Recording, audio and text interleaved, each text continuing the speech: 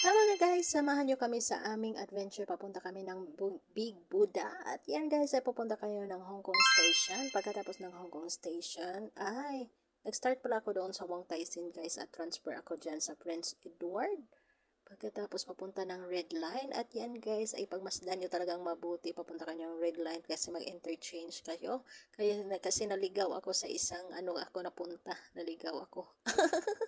Kaya, ayan guys, focus lang kayo dyan. Talaga kayo dyan mag-interchange kayo guys. Kaya naligaw na ako one station. Kaya bumalik talaga ako guys. Kaya, ayan, maging talaga alerto. Ayan, tingnan nyo talaga kung saan rin papunta ang iyong pupuntahan. Lalo na sa daming mga araw-araw at saka sa mga station kung saan talaga kayo pupunta.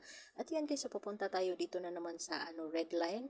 Katapos punta tayo sa Chingye. Nag-transfer tayo sa Liking Interchange papunta ng Tungchong. So sa Liking ay sa Chingye ay may dadaanan ako. So sabi ko sa kanya, sa kaibigan ko ay sumakay ka na ng train. Sa train na lang tayo magkita. At yan guys, ay nagkikita kami doon sa loob ng train. O diba?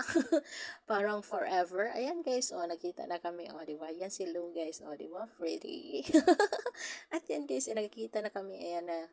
At saka, ayan guys, ay nakarating na kami sa Tongchong. Itong aming adventure ngayon. Ayan, nakapunta na kami ng Tongchong. Ating nanyo, o, diba? O, diba? O, sayaw muna tayo, o.